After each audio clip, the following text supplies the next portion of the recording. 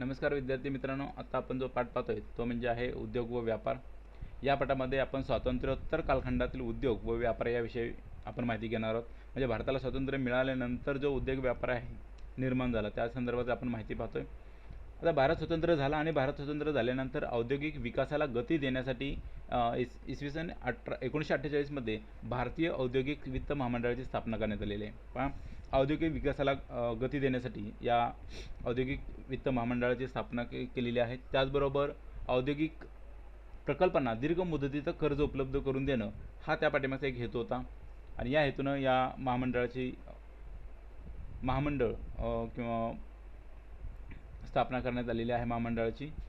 त्याचबरोबर 1954 मध्ये औद्योगिक क्षेत्राचा विकास अधिक होण्यासाठी भारतीय औद्योगिक विकास महामंडळाची स्थापना केली। आता औद्योगिक विकास महामंडळाची स्थापना कशाला करण्यात आली, तर औद्योगिक क्षेत्राचा विकास अधिक होण्यासाठी याची स्थापना करण्यात आलेली आपल्याला दिसून येते। 1954 मध्ये औद्योगिक विकास महामंडळाची स्थापना करण्यात आलेली आहे। आता आपण भारतामधले काही जे उद्योग आहेत त्या उद्योगांची माहिती आपण पाहतोय। तर यामध्ये वस्त्रोद्योग आहे, तर देशाच्या एकूण औद्योगिक उत्पादनामध्ये वस्त्रोद्योगाचा वाटा जो आहे तो 14% म्हणजे एकूण औद्योगिक उत्पादन जे आहे त्यामध्ये वस्त्रोद्योग, कापड उद्योग याचा वाटा जो आहे तो 14% इतका त्याचा वाटा आहे। आता वस्त्रोद्योगामध्ये यंत्रमाग म्हणजे यंत्रावर तयार कापड केलं जातं। हातमाग जे हाताने आणि हातापायांचा दोन्हींचा वापर करून मागावर कापड विणलं जातं त्याला आपण हातमाग म्हणतो। तर अशा प्रकारे वस्त्रोद्योग आणि वस्त्रोद्योगामध्ये यंत्रमाग आणि हातमाग यांचा समावेश होतो। आता हातमाग हा उद्योग जो आहे तो श्रमप्रधान आहे, म्हणजे या ठिकाणी कष्ट करावं लागतं, म्हणजे जास्तीत जास्त कष्ट यामध्ये असतं हातमाग उद्योगामध्ये। हातमाग उद्योगामध्ये आपल्याला हे चित्र दिसते, ते हातमागाचं चित्र आहे। त्यानंतर टेक्स्टाईल कमिटी ॲक्ट 1963 नुसार वस्त्रोद्योग समितीची स्थापना केलेली आहे। आता वस्त्रोद्योग समितीची स्थापना केलेली आहे, पहा त्या समितीचं नाव आहे textile committee act textile committee ॲक्टनुसार ही एक वस्त्रोद्योगाची समिती स्थापना करण्यात आलेली आहे। आता देशांतर्गत बाजारपेठ आणि निर्यातीसाठी तयार केल्या जाणाऱ्या वस्त्रांची गुणवत्ता निश्चित करण्याचं काम या समितीत आहे। म्हणजे या समितीचं निश्चित असं काय काम आहे, तर जी देशांतर्गत बाजारपेठ आहे आणि निर्यातीसाठी जी काही वस्त्र केलेली आहेत त्यांची गुणवत्ता ही निश्चित करण्याचं काम या समितीकडे आहे, म्हणजे ठीक आहे। त्यानंतर आपण पाहतोय तो म्हणजे रेशीम उद्योग। वस्त्रोद्योग मंत्रालयाच्या अंतर्गत या उद्योगाचं काम चालतं। जे वस्त्रोद्योग मंत्रालय आहे त्या मंत्रालयाच्या अंतर्गत या उद्योगाचं काम चालतं। रेशमी किड्यांच्या जाती आणि तुतीच्या झाडांवरील संशोधन बंगळूर येथील सेरीबायोटिक रिसर्च लॅबोरेटरी यामध्ये केलं जातं। पहा, हे वस्त्रोद्योग आहे, म्हणजे रेशीम उद्योग जो आहे तो वस्त्रोद्योग मंत्रालयाच्या अंतर्गत त्याचं काम चालतं। आणि रेशीम कशापासून बनवलं जातं, रेशमी किड्याच्या ज्या जाती आहेत आणि तुतीच्या झाडावरील संशोधन, तर बंगळुरू या ठिकाणी सेरेबायोटिक रिसर्च लॅबोरेटरीमध्ये याचं संशोधन केलं जातं। म्हणजे तुतीच्या झाडाचं संशोधन आहे, रेशमी किड्यांच्या जातीवर संशोधन या ठिकाणी केलं जातं। आणि हा उद्योग जो आहे तो प्रामुख्याने कर्नाटक, आंध्र प्रदेश, पश्चिम बंगाल, जम्मू काश्मीर या राज्यामध्ये चालतो। म्हणजे हा उद्योग कुठं आहे, पहा रेशीम उद्योग कर्नाटकमध्ये आहे, आंध्र प्रदेशमध्ये आहे, पश्चिम बंगालमध्ये आहे, जम्मू काश्मीर या राज्यांमध्ये तो आहे। त्याचबरोबर या उद्योगाचा प्रसार जो आहे आदिवासी बहुल राज्यामध्ये केला जात आहे। म्हणजे आदिवासी भाग जो आहे या ठिकाणी मोठ्या प्रमाणावर याचं प्रसार केला जात आहे। आपल्याला रेशमी किड्या जे आहेत ते अशा प्रकारे रेशमी किडे आहेत, खाली ते तुती झाडाची पाला आहे की या रेशमी किड्यांना या तुती झाडाचा पाला खातात आणि त्यातून अशा प्रकारचे कोश ते निर्माण केले जातात आणि त्यातून रेशीमी धागे हे तयार केले जातात। त्यानंतर आपण पाहतोय ताग उद्योग। ताग उत्पादनामध्ये भारत हा एक प्रमुख देश आहे आणि भारतातून मोठ्या प्रमाणावर ताग उत्पादनाची निर्यात होते आणि तागापासून कापड, गोणपाट, दोरखंड इत्यादी वस्तू मिळतात। आता जे ताग झाड आहे हे ताग झाड आहे, या झाडापासून काय केलं जातं, तागाची निर्मिती केली जाते। म्हणजे ताग झाड आहे त्याच्यापासून तागाचे धागे असे निर्माण केले जातात आणि त्याच्यातून कापड म्हणजे कापड, गोणपाट, त्याचबरोबर दोरखंड इत्यादी वस्तू त्या तागाच्या झाडापासून आपल्याला मिळत असतात, ठीक आहे। त्याचबरोबर हस्तशिल्प। आता हस्तशिल्प जे आहे हे श्रमप्रधान क्षेत्र आहे, म्हणजे यामध्ये सुद्धा काय आहे, कष्ट जास्त आहे आणि यामधून अधिक रोजगार क्षमता, त्याचबरोबर कमी गुंतवणूक आणि अधिक नफा, त्याचबरोबर निर्यातीला प्राधान्य आणि अधिक परकीय चलन यामुळे हस्तशिल्प क्षेत्र जे आहे हे म्हणजे या हस्तशिल्प क्षेत्रामध्ये शिल्पकारांना मोठ्या प्रमाणावर रोजगार या ठिकाणी मिळालेला आहे. म्हणजे पहिल्यांदा आपण पाहतो की श्रमप्रधान हे क्षेत्र आहे हस्तशिल्प, त्याचबरोबर या ठिकाणी अधिक रोजगार क्षमता निर्माण होते, याच्यामध्ये गुंतवणूक कमी असते आणि नफा हा अधिक असतो. त्याचबरोबर निर्यातीला प्राधान्य याला दिलं जातं. परकीय चलन यामुळे मिळत असतं आणि त्यामुळे काय झालेलं आहे, या सगळ्या गोष्टींमुळं हस्तशिल्प क्षेत्रामध्ये शिल्पकारांना काय मिळालेलं आहे, मोठ्या प्रमाणावर रोजगार मिळालेला आहे. आता ग्रामीण, मग आता यामध्ये कुठल्या प्रकारचे येतात, जे हातावर आपण वस्तू बनवतो, म्हणजे माठ असेल किंवा माठावर काढलेले चित्र असतील किंवा वेगवेगळ्या कापडी बॅगा असतील बनवलेल्या, हाताने बनवलेल्या किंवा त्याच्यावर नक्षीकाम केलेलं असेल, तर अशा अनेक नक्षीकामं केलेले किंवा वस्त्र असतील किंवा अजून अनेक ज्या ठिकाणी आपण हाताचं कौशल्य करून त्याच्यावर नक्षी करतो किंवा कामं करतो, अशा सगळ्या गोष्टी, मूर्तिकला असेल, ती हस्तशिल्पामध्ये येतात. ग्रामीण आणि शहरी क्षेत्रातील कामगारांना बाजारपेठ उपलब्ध करून देण्यासाठी दिल्ली हाट यासारखी मार्केट यंत्रणा जी आहे ती शहरामध्ये सुरू केलेली आहे. आता ही दिल्ली हाट ही यंत्रणा जी आहे ही कशासाठी सुरू केलेली आहे, तर ग्रामीण आणि शहरी क्षेत्रामधील जे कारागीर आहेत त्या कारागिरांना बाजारपेठ उपलब्ध करून देण्यासाठी या दिल्ली हाटसारखे काय केलेले मार्केट यंत्रणा या शहरामध्ये सुरू केलेली आहे. त्यातील एक मुंबई हे एक शहर त्यामधलंच आहे. ठीक आहे. त्यानंतर आपण पाहतोय ते म्हणजे वाहन उद्योग. तर वाहन उत्पादनामध्ये भारत हा एक प्रमुख देश आहे. भारतातून 40 देशांना वाहने निर्यात केले जातात. म्हणजे भारतसुद्धा इतर देशांप्रमाणे काय आहे, वाहन उत्पादनामध्ये प्रमुख देश मानला जातो. त्याचबरोबर भारतातून काय केलं जातं, 40 देशांना ही वाहनं निर्यात केली जातात. आणि भारतातील वाहन उद्योगाला सनराईज क्षेत्र असं म्हटलेलं आहे. जे भारतामधलं वाहन उद्योग आहे त्या वाहन उद्योगाला काय नाव दिलेलं आहे किंवा काय म्हटलेलं आहे, तर सनराईज क्षेत्र असं त्याला नाव दिलेलं आहे. उदाहरणार्थ भारतातील ट्रॅक्टर उद्योग हा जगात सर्वात मोठा असून जगाच्या 1/3 ट्रॅक्टर भारतात उत्पादन होते. पहा, म्हणजे आता हा वाहन उद्योग आहे त्यामध्ये त्याला म्हटलेलं आहे सनराईज क्षेत्र असं म्हटलेलं आहे. त्याचबरोबर ट्रॅक्टर उद्योग हा जगातला सर्वात मोठा असून भारतातील ट्रॅक्टर उद्योग हा जगातला सर्वात मोठा उद्योग आहे. त्याचबरोबर जगाच्या 1/3 ट्रॅक्टरांचं उत्पादन हे भारतातून होतं. त्याचबरोबर भारताचे ट्रॅक्टर तुर्कस्तान, मलेशिया आणि आफ्रिका खंडातील देशांना काय केले जातात, निर्यात केले जातात. म्हणजे भारतामध्ये ज्या ट्रॅक्टरांचं तयार केले जातात ते ट्रॅक्टर हे तुर्कस्तान, मलेशिया आणि आफ्रिका खंडामध्ये जे काही देश आहेत त्या देशांना काय केले जातात, निर्यात केले जातात. त्यानंतर आपण पाहतोय सिमेंट उद्योग. गृहनिर्माण आणि पायाभूत संरचनेच्या विकासामध्ये सिमेंट उद्योगाची भूमिका ही महत्त्वाची आहे. म्हणजे आपण घरं बांधण्यासाठी आता सिमेंट जिकडे तिकडे आपण पाहतो तर सिमेंट वापरलं जातं घर बांधण्यासाठी किंवा अनेक गोष्टी करण्यासाठी. सिमेंटचे रस्ते आहेत, या सगळ्यांसाठी काय केलं जातं, सिमेंटचा वापर केला जातो. त्यामुळे या सिमेंट उद्योगाची भूमिका काय आहे, महत्त्वाची आहे, म्हणजे गृहनिर्माण आणि पायाभूत संरचना विकास करण्यामध्ये. तर तंत्रज्ञानाबाबत सर्वाधिक प्रगत उद्योगांपैकी हा एक उद्योग आहे आणि सध्या भारत हा जगामध्ये सिमेंट निर्मितीत एक महत्त्वाचा देश आपल्याला दिसून येतो. आणि आपण आता भारतामध्ये पाहिलं तर जिकडे तिकडे आपला सिमेंटचा वापर मोठ्या प्रमाणात होताना दिसतो. मग रस्ते असतील किंवा पूल असतील, या सगळ्या गोष्टी आपण या सिमेंटच्या माध्यमातून करू शकतो. त्यानंतर पुढचा उद्योग आहे तो म्हणजे चर्मोद्योग. चर्मोद्योग म्हणजेच कातड्यापासून बनवलेल्या वस्तू किंवा ज्या ठिकाणी कातड्यापासून वस्तू बनवतात तो चर्मोद्योग. आणि हा भारतातील एक मोठा उद्योग असून हा निर्याताभिमुख हा उद्योग आहे. म्हणजे भारतातून चामड्याच्या वस्तूंची मोठ्या प्रमाणामध्ये निर्यात होत असते. मग आपण त्यामध्ये पाहिलं तर सगळं आपण लेदर शूज आहेत, लेदर बॅग्स आहेत, पर्सेस आहेत किंवा लेदर बेल्ट आहेत किंवा आपल्याला कातडी चपला आहेत, या अशा अनेक गोष्टींमध्ये. त्याचबरोबर ढोलांसाठी सुद्धा आपण पाहतो की जनावरांचं कातडं वापरलं जातं, मृत जनावरांचं कातडं वापरलं जातं.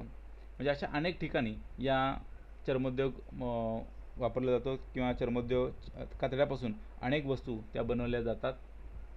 ठीक आहे. त्यानंतर आपण पाहतो मीठ उद्योग.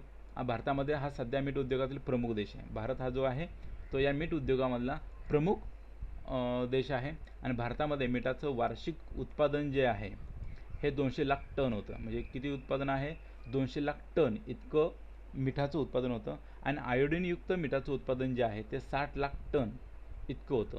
मीठ उद्योग आपण पाहिला तर समुद्र काठी हा व्यवसाय चालतो.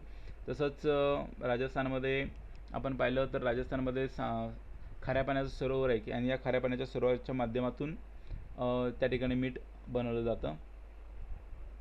आणि किनारी भागामध्ये मग अरबी समुद्र असेल, अरबी समुद्राच्या किनारी भागातसुद्धा मोठ्या प्रमाणावर मीठ उद्योग आहेत किंवा मिठागरे आहेत.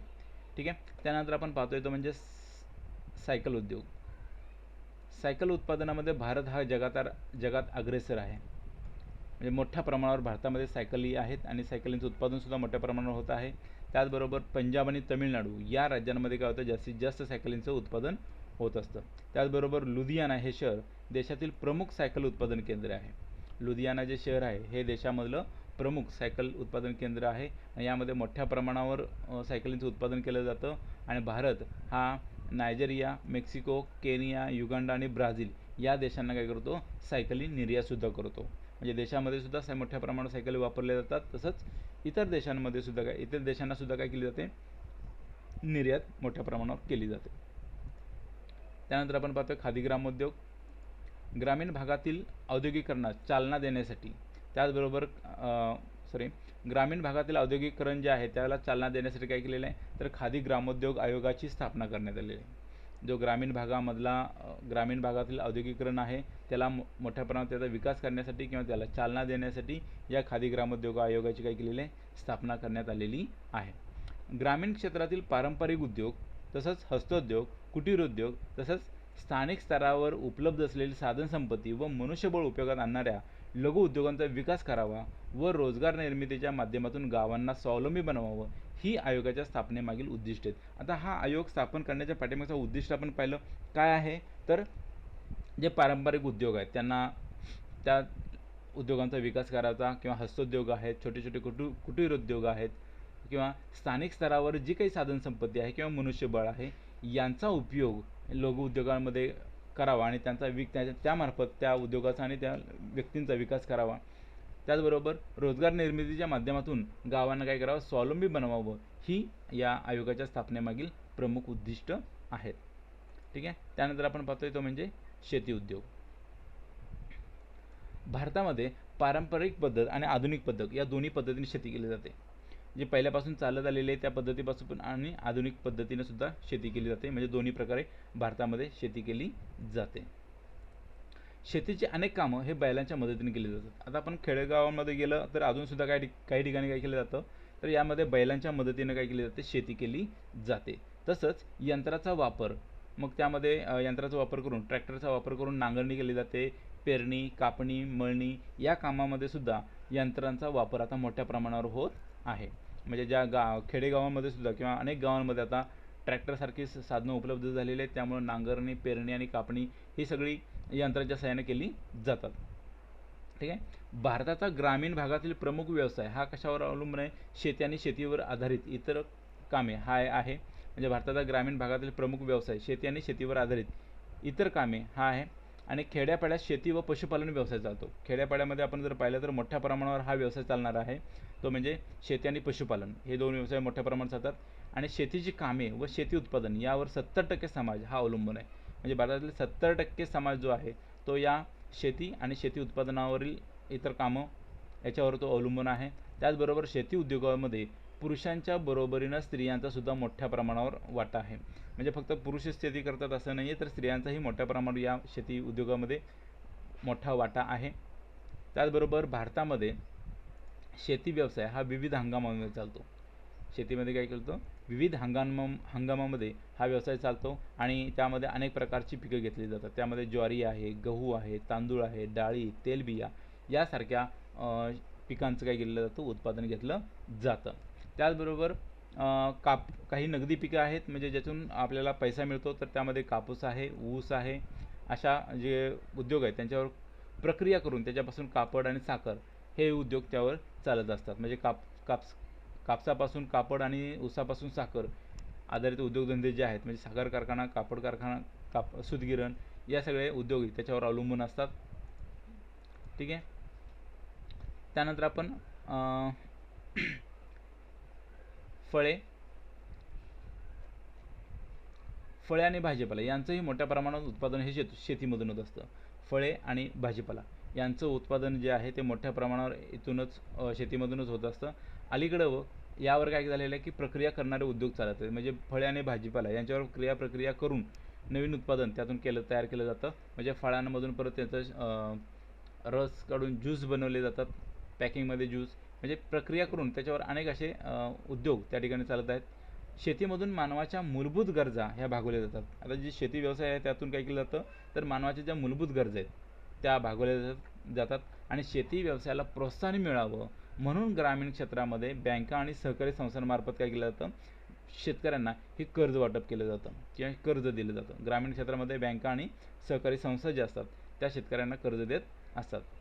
त्याचबरोबर पंचायत समितीमार्फत शेतीविषयक सुधारणांसाठी काय केलं जातं, तर प्रशिक्षण भेट योजना, त्याचबरोबर शेती सहली आणि शेतकरी मेळावे हे मोठ्या प्रमाणावर आयोजित केले जातात. आणि शेती अवजारे, बी बियाणे, खते यांचाही पुरवठा केला जातो. म्हणजे शेतकऱ्यांना शेतीमध्ये चांगलं उत्पादन यावं यासाठी शेतीची अवजारे त्यांना दिली जातात. त्याचबरोबर चांगल्या प्रतीची बी बियाणे, खते यांचासुद्धा काय केला जातो, पुरवठा केला जातो. त्याचबरोबर कृषी विद्यापीठाच्या विस्तार सेवा विभागाकडून जे कृषी विद्यापीठ आहेत त्यांचा जो विस्तार सेवा विभाग आहे, तर या विभागाकडून काय केलं जातं, शेतकऱ्यांसाठी माती परीक्षण केले जाते. त्याचबरोबर फळबाग रोपवाटिका, मत्स्य व्यवसाय, कुक्कुटपालन, बंदिस्त शेळीपालन, गाई म्हशीचे संगोपन, दुग्ध व्यवसाय यांचं प्रशिक्षण दिलं जातं. म्हणजे शेती करता इतर जे त्या शेतीबरोबरच इतर काही जोड व्यवसाय आहेत. मग त्यामध्ये फळबाग रोपवाटिका असेल, मत्स्य व्यवसाय असेल, कुक्कुटपालन असेल, बंदिस्त शेळीपालन असेल, गाई म्हशी संगोपन असेल किंवा दुग्ध व्यवसाय किंवा माती परीक्षण असेल, तर या सगळ्यांसाठी या कृषी विद्यापीठाचा जो विस्तार सेवा विभाग आहे यांच्याकडून त्यांना प्रशिक्षण मिळत असतं. त्याचबरोबर उत्पादित माल साठवणुकीसाठी गोदाम म्हणजे वेअर हाऊस बांधणीसाठी सुद्धा काय केलं जातं, या संस्थेमार्फत अर्थसहाय्य हे दिलं जातं. त्याचबरोबर भारत हा अन्नधान्याच्या उत्पादनामध्ये आणि पीक पद्धतीत स्वयंपूर्ण होत चाललेला आहे. आता भारत देश जो आहे तो अन्नधान्य जे उत्पादन आहे त्यामध्ये तो किंवा पीक पद्धतीमध्ये तो स्वयंपूर्ण होत आहे. ठिबक सिंचन, सेंद्रिय शेती यासारख्या आधुनिक पद्धतीने शेती करण्यात येत आहे.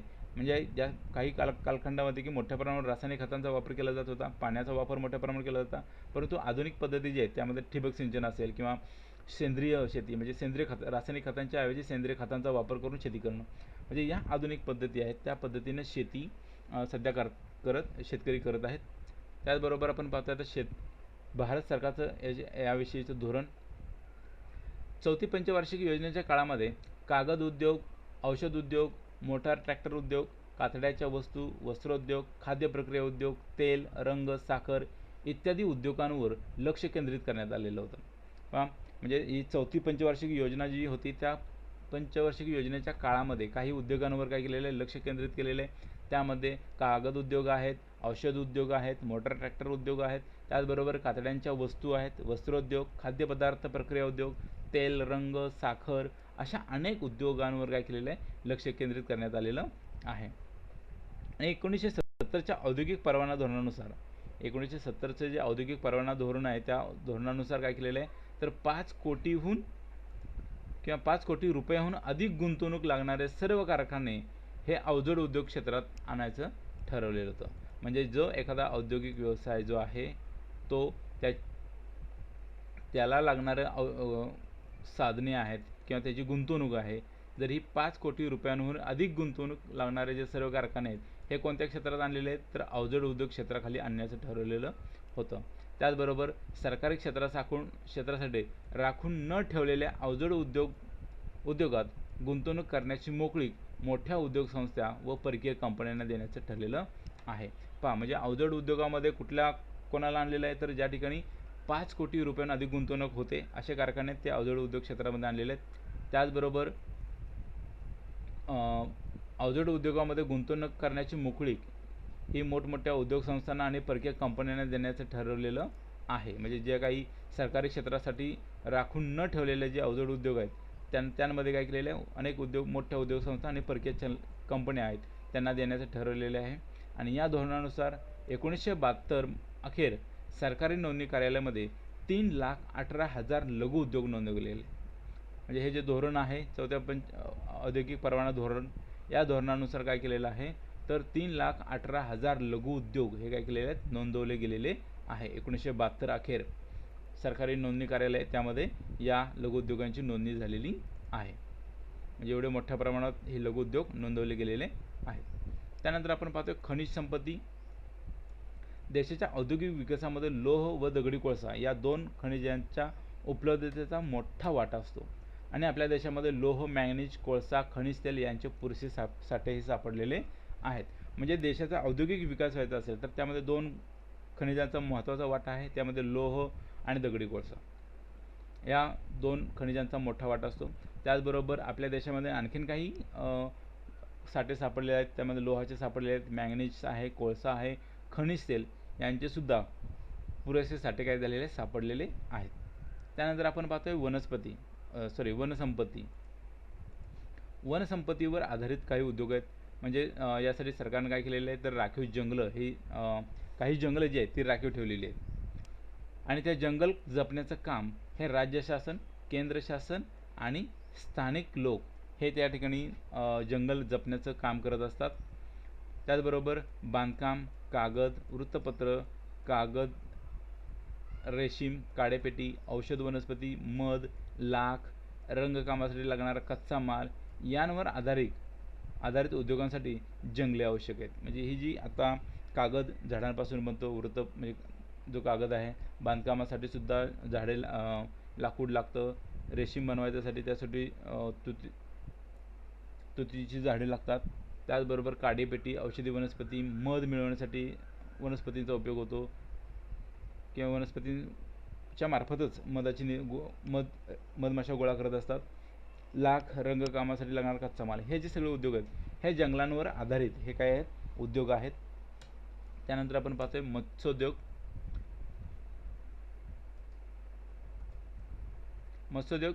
हा जो आहे तो नद्या, कालवे, तळी, सरोवरे हे जे या गोड्या पाण्यात मिसळणारे मासे व सागरी पाण्यामध्ये मिसळणारे मासे यातून काय होत असतं मत्स्योत्पादन होत असतं. म्हणजे दोन प्रकारे माशांचं उत्पादन मिळतं दोन प्रकारच्या पाण्यामधून, एक म्हणजे गोड्या पाण्यामधून आणि एक म्हणजे सागरी पाण्यामधून. गोड्या पाण्यामधून म्हणजेच नद्या, कालवे, तळी, सरोवरे यातून आणि सागरी मासेमारी म्हणजे समुद्राच्या माध्यमातून केलेली मासेमारी यातून मोठ्या प्रमाणावर काय होत असतं तर मत्स्योत्पादन होत असतं. आणि या व्यवसायांच्या संवर्धनासाठी मग बंदर उभारणी, जुन्या बंदरांचा विकास करणं किंवा मत्स्य बीज उबवणी केंद्र, मत्स्य व्यवसाय प्रशिक्षण केंद्र तयार करणं अशासारखे केंद्र तयार करण्यात आलेली आहेत. ठीक आहे. त्याचबरोबर शेतकऱ्यांना सुद्धा या शेतामध्ये शेततळी बांधून त्यामध्ये मत्स्यशेती करायला जास्त मोठ्या प्रमाणावर त्यांना दिलेले आहे किंवा अनेक लोक आता शेततळी करून मत्स्यशेती करत आहेत. त्याचबरोबर पर्यटन उद्योग. भारताला समृद्ध असा सांस्कृतिक वारसा हा लाभलेला आहे, मोठ्या प्रमाणावर सांस्कृतिक वारसा लाभलेला आहे आणि आपल्या देशाच्या कानाकोपऱ्यामध्ये विविध धर्मियांची प्रार्थनास्थळं, तीर्थक्षेत्र, नद्यांचा संगम, किल्ले, लेणी यामुळं देश परदेशामध्ये लोक हे भारतामध्ये पर्यटनासाठी येत असतात. म्हणजे आपला भारत आहे त्यामध्ये विविधता आहे, त्याचबरोबर भौगोलिक विविधता आहे, त्याचबरोबर विविध भाषा बोलणारे लोक आहेत, विविध धर्माची लोक आहेत, विविध धर्मियांची प्रार्थनास्थळं आहेत, विविध धर्माची तीर्थक्षेत्र आहेत. त्याचबरोबर अनेक नद्यांचा संगम आपल्याला दिसून येतो. समोरासमोर असतील किल्ले, लेणी, प्राचीन लेणी जे आहेत या सगळ्यांसाठी किंवा या सगळ्या गोष्टींसाठी भेट देण्यासाठी देशापरदेशांमधून काय येत असतात लोक पर्यटनासाठी भारतामध्ये येत असतात. आणि पर्यटन विकास महामंडळाद्वारे पर्यटकांना राहण्याच्या त्याचबरोबर प्रवासाच्या सोयीसुविधा केल्या जातात आणि त्यामुळे पर्यटन व्यवसायामध्ये मोठी वाढ झालेली आपल्याला दिसून येते. आणि या ठिकाणी विविध वस्तूंची विक्री आणि हॉटेल व्यवसाय हा मोठ्या प्रमाणावर चालतो. म्हणजे ज्या ठिकाणी पर्यटक जास्त भेटी देतात त्या ठिकाणी आपल्याला पर्यटनांना राहण्याच्या सोयीसुविधा मोठ्या प्रमाणावर केल्या जातात, प्रवासाच्या सोयी उपलब्ध करून दिल्या जातात. त्याचबरोबर त्या ठिकाणी विविध वस्तूंची विक्री मोठ्या प्रमाणावर होते आणि हॉटेल व्यवसायही मोठ्या प्रमाणात त्या ठिकाणी चालत असतो. त्याचबरोबर पर्यटकांना त्या भागाची माहिती देण्यासाठी काही ठिकाणी काय असतात मार्गदर्शक असतात, त्याला आपण गाईड म्हणतो. तर काही दुर्गम ठिकाणी वाहने पोहोचू शकत नाहीत त्या ठिकाणी तेथील स्थानिक लोक काय करत असतात मोबदला घेऊन त्या पर्यटकांना तेथे मदत करत असतात. म्हणजे काही ठिकाणी अडचणीची ठिकाणे असतात की ज्या किंवा दुर्गम ठिकाणं आहेत की ज्या ठिकाणी वाहने पोहोचू शकत नाहीत, त्यामुळे त्या ठिकाणचे जे स्थानिक लोक आहेत ते स्थानिक लोक त्याबद्दल काय करतात मोबदला घेतात आणि त्या पर्यटकांना तिथं फिरण्यासाठी मदत करत असतात. यातूनही काय होत असतो स्थानिक लोकांना रोजगार उपलब्ध होत असतो. त्यानंतर आपण पाहतोय व्यापार, आयात निर्यात.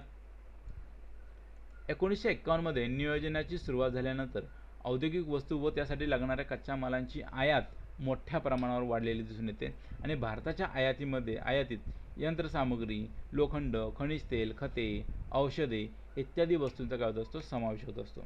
पहा 1951 मध्ये काय झालेलं आहे तर नियोजनाची सुरुवात झाली, त्यानंतर औद्योगिक वस्तू आणि त्यासाठी लागणाऱ्या कच्च्या मालाची आयात ही मोठ्या प्रमाणात काय झाली वाढली. आणि भारत कोणकोणत्या गोष्टी आयात करतो तर भारत हा यंत्रसामुग्री आयात करतो, लोखंड आयात करतो, खनिज तेल आयात करतो, खते आणि औषधे यासारख्या गोष्टीसुद्धा तो काय करतो आयात करतो. त्याचबरोबर भारताने स्वातंत्र्य प्राप्तीनंतर परकीय चलन मिळवण्याच्या उद्देशाने निर्यातीला चालना दिलेली आहे. म्हणजे परदेशी चलन मिळवणं यासाठी काय केलेलं आहे तर निर्यातीला चालना दिलेली आहे. मग भारत कोणकोणत्या गोष्टींना निर्यात करतो. निर्यात म्हणजे आपल्या देशातून दुसऱ्या देशांना पाठवणे. एक त्यामध्ये चहा, त्याचबरोबर कॉफी, मसाल्याचे पदार्थ, सुती कापड, चामडे, पादत्राणे, मोती, मौल्यवान हिरे अशा अनेक गोष्टी आहेत की ज्या भारत काय करत असतो भारतातून इतर देशांमध्ये त्याची काय करत असतो निर्यात करत असतो. म्हणजेच त्यांना दुसऱ्या देशांमध्ये तो पाठवत असतो. त्याचबरोबर अंतर्गत व्यापारामध्ये आपण पाहिलं तर भारताचा अंतर्गत व्यापार जो आहे देशांतर्गत म्हणजे भारतातल्या भारतात तर लोहमार्ग आहे, जलमार्ग आहे, रस्ते, हवाई वाहतूक इत्यादी मार्गांनी चालतो. भारतातला जो अंतर्गत व्यापार आहे तो या मार्गे चालतो म्हणजे लोहमार्ग, जलमार्ग, रस्ते मार्ग, हवाई मार्ग या सगळ्या चारही मार्गांनी भारतामध्ये वाहतूक होत असते. मग त्याचबरोबर मुंबई, कोलकाता, कोची, चेन्नई ही महत्त्वाची बंदरं आहेत. म्हणजे जलमार्ग जो आहेत बंदर जलमार्ग तर ह्या मुंबई, कोलकाता, कोची, चेन्नई ही महत्त्वाची बंदरं भारताच्या दृष्टिकोनातून आहेत. त्याचबरोबर अंतर्गत व्यापारामध्ये म्हणजे जो देशांतर्गत व्यापार आहे तो त्यामध्ये कोळसा, कापूस, सुती कापड, तांदूळ, गहू, कच्चा ताग, लोखंड, पोलाद, तेलबिया, मीठ, साखर अशा वस्तूंचा समावेश होतो. म्हणजे जो अंतर्गत व्यापार आहे दोन राज्यांमध्ये होणारा व्यापार याच्यामध्ये कोणकोणत्या गोष्टी आहेत तर या बऱ्याचशा गोष्टी आहेत. त्यामध्ये कोळसा आहे, कापूस आहे, सुती कापड आहे, तांदूळ आहे, कच्चा माल आहे, कच्चा ताग, लोखंड, पोलाद, तेलबिया, त्याचबरोबर मीठ, साखर यासारख्या गोष्टींचा समावेश त्यामध्ये अंतर्गत व्यापारामध्ये होत असतो. त्याचबरोबर देशातील उद्योगधंद्याच्या विकासामुळे तर देशामध्ये उद्योगधंद्याचा विकास झालेला आहे आणि विकास झाला की काय होतं लोकांचं राहणीमान वाढतं. म्हणजे लोकांना रोजगार मिळतो, रोजगार चांगला मिळाला की लोकांचं राहणीमान वाढतं, राहणीमान चांगलं झालं की त्यांच्या जीवनमानाचा काय होतं दर्जा उंचावत असतो. त्याचबरोबर या उद्योगधंद्यांमुळे रोजगारांच्या अनेक संधी काय होत असतात उपलब्ध असतात. म्हणजेच एकूण काय तर देशाच्या प्रगतीला काय मिळतो हातभार लागत असतो. आता पुढील पाठ जो आहे त्या पाठामध्ये आपण काय करणार भारतीय लोकांचे बदलते जीवन, भारतीय लोकांचं कसं जीवन बदलत गेलं तर याविषयी आपण माहिती पाहणार आहोत. ठीक आहे. जर आपल्याला हा व्हिडिओ आवडला तर माझ्या चॅनलला सबस्क्राईब करा, लाईक करा आणि शेअर करा. धन्यवाद.